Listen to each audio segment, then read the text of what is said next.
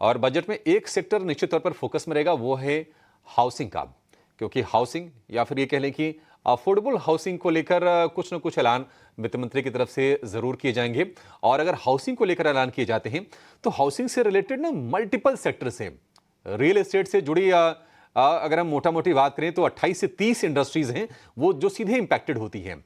उसको आप real estate के एंसिलरी सेक्टर को कह सकते हैं। और उसमें से एक वो कंपनीज हैं जो कि प्लाईवुड बनाने का काम करती हैं।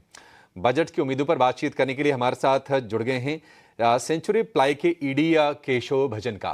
केशव जी, बहुत शुक्रिया आपका समय देने के लिए। स्वागत है आपका 18 स्वदेश पर।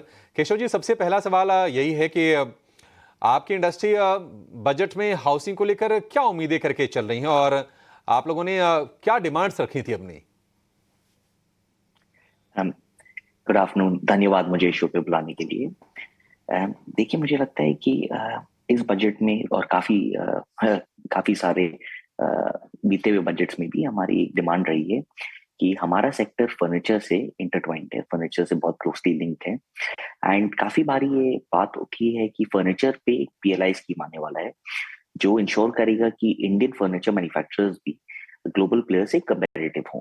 जैसे आप जानते हैं कि इंडिया में कुछ डिसएडवांटेजेस है बट काफी सारे एडवांटेजेस भी हैं। तो अगर ये फर्नीचर के ऊपर पीएलआई आता है तो मुझे लगता है कि हमारे सेक्टर को और काफी सारे सेक्टर्स को बहुत बेनिफिट मिलेगा। साथ ही साथ हाउसिंग में इंटरेस्ट रेट काफी बढ़ गए हैं और इंटरेस्ट रेट बढ़ने के कारण जो होम लोन है उसके इंटरेस्ट रिपेमेंट पे भी लोगों को काफी बढ़त दिखी है। तो मैं उम्मीद करता हूँ कि गवर्नमेंट जो इंटरेस्ट ऑन हाउसिंग लोन है उसका एग्जेम्पशन लिमिट बढ़ाएगा। एंड सेकेंडली अफोर्डेबल हाउसिंग, क्योंकि अफोर्डेबल हाउसिंग का जो लिमिट है वो अभी काफी लो सेट किया गया है, 45 लाख रुपए। पर्टिकुलरली जो मेट्रोज या अर्बन सेंटर्स है वहां पे ये लिमिट काफी लो है। तो मैं उम्मीद करता हूँ कि गवर्नमेंट इस लिमिट को भी बढ़ाएगी। केशव जी, एक और चीज़ है, देखिए बाकी चीज़ें हाउसिंग पर आया ना है, इंफ्रा को लेकर जो एलोकेशन है निश्चित तौर पर वो बढ़ने वाला है। तो अगर इंफ्रा को लेकर एलोकेशन ओवरऑल अगर बढ़ता है तो वो आपकी इंडस्ट्री के लिए वो कितना बेनिफिशियरी होगा और आपके लिए उसमें से क्या टेकअवेज निकल के आएंगे? देखिए, इंफ्रा के ऊपर जो इन्वेस्टमेंट पास में हुआ है वो बहुत ही बढ़िया हुआ है और उससे हमारी इंडस्ट्री को काफी बेनिफिट मिली है। और गोइंग फॉरवर्ड अगर लॉन्ग टर्म ग्रोथ की आप बात करें तो ये इंफ्रास्ट्रक्चर इन्वेस्टमेंट से ही होने वाला है। आप चाइना को देखें या अमेरिका को देखें तो इन सभी कंट्रीज में जो बूम आया था रियल एस्टेट सेक्टर में, इकोनॉमी में, वो इंफ्रास्ट्रक्चरल एक्सपेंडिचर के बेसिस पे ही आया था। तो मैं उम्मीद करता हूँ कि गवर्नमेंट ने जो बहुत बढ़िया काम किया है इंफ्रास्ट्रक्चरल एक्सपेंडिचर को बढ़ा के उसे कायम रखे और भी अधिक इंफ्रास्ट्रक्चर पे एक्सपेंडिचर करे। केशव जी, एक और चीज़ बताइए, कॉस्ट एक बड़ा चैलेंज होता है जब अफोर्डेबल हाउसिंग की बात होती है और तमाम रॉ मटेरियल की भी कॉस्ट बढ़ी रही है। तो ये कितना चैलेंज हो जाता है कि एक तरफ अपॉर्चुनिटी आ रही है लेकिन दूसरी तरफ उस अपॉर्चुनिटी को मीट करने के लिए, उससे खुद को अलाइन करने के लिए कॉस्ट एक चैलेंज बन जाता है। किस तरह से आप इस सिनेरियो को देख रहे हैं? देखिए, अगर आप हमारी बात करें तो कॉस्ट इन्फ्लेशन डेफिनेटली हुआ है पिछले 1 डेढ़ साल से। एंड इसका प्राइमरी रीजन है कि टिम्बर की प्राइसेस बहुत बढ़ गए हैं। लेकिन क्योंकि हम एक ब्रांडेड प्रोडक्ट है तो हम इस कॉस्ट इंक्रीज को पास ऑन कर पाए हैं। मुझे लगता है कि अगर आप हाउसिंग सेक्टर की बात करें तो जो आज के दिन इनपुट जीएसटी का लिमिटेशन है वो अगर गवर्नमेंट रिमूव कर दे कि कुछ प्रोडक्ट्स पे जो इनपुट जीएसटी क्रेडिट नहीं मिलता है तो इससे जो बिल्डर्स के ऊपर इन्फ्लेशनरी प्रेशर है शायद वो थोड़ा कम हो जाएगा और से रियल एस्टेट सेक्टर को शायद थोड़ी और बूस्ट मिलेगी।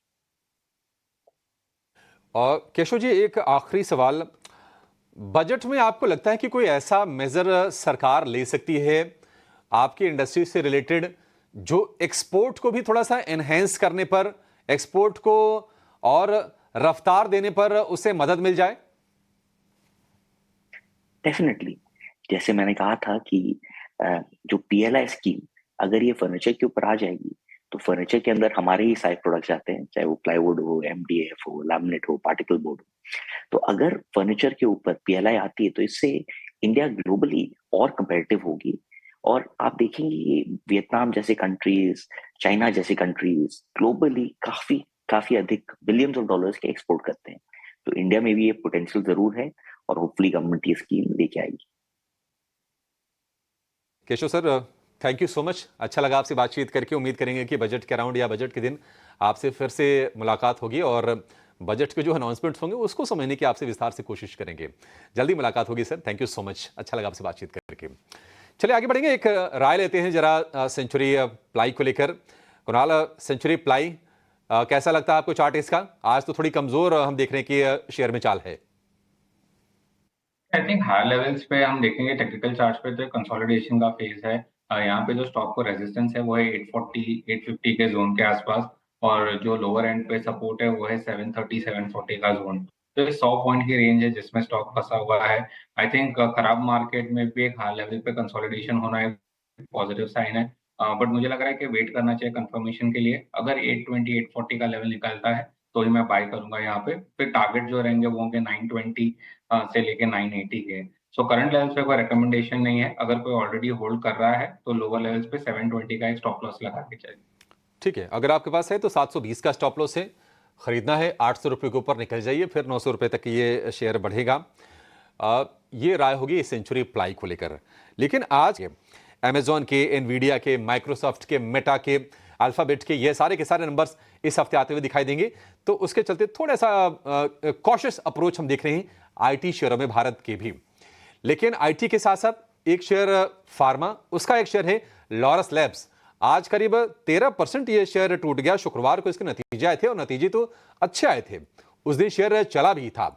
लेकिन आज ये शेयर क्यों टूटा है, क्यों आज का ये एक्सीडेंट बना है लॉरस लैब्स 13% की गिरावट के साथ, ये बताने के लिए हमारी सहयोगी आशीषा हमारे साथ जुड़ गई हैं।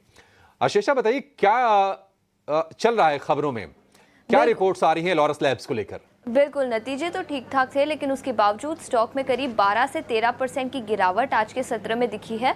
और उसके पीछे की वजह यह है कि जो पहले फंडिंग की जाती थी एड्स और HIV के वायरल मेडिकेशन के लिए, उस पर रोक लगा दी गई है। तो जो फंडिंग किया जाता था उस पर रोक लगाई गई है। और कुछ स्टेटिस्टिक्स प्रोवाइड करें तो PEPFAR यानी president's emergency plans for aid relief, इसके लिए जो फंडिंग की थी उस पर रोक लगाई गई है। 2003 में ये शुरू किया गया था और इसके चलते 20 मिलियन लोगों की लाइफ बचाई गई है अक्रॉस 55 कंट्रीज़। और करीब 20% टोटल ARV प्रोग्राम का फंडिंग इस पर्टिकुलर फंड से आ जाता था, जिस पर रोक लगाई गई है। इनफैक्ट कुछ आंकड़ों की बात करें तो कंपनी के लिए ये नेगेटिव इसलिए है बिकॉज कंपनी का 22% रेवेन्यू इस पर्टिकुलर सेगमेंट से आता है, और इसी के चलते ये फंडिंग पर रोक लगाई गई है। तो ये बड़ा नेगेटिव है लॉरस लैब्स के लिए। इनफैक्ट कुछ आंकड़ों की बात करें तो गोल्डमैन सैक्स ने बिकवाली की राय बरकरार रखी है, 475 रुपये प्रति शेयर का लक्ष्य रखा है।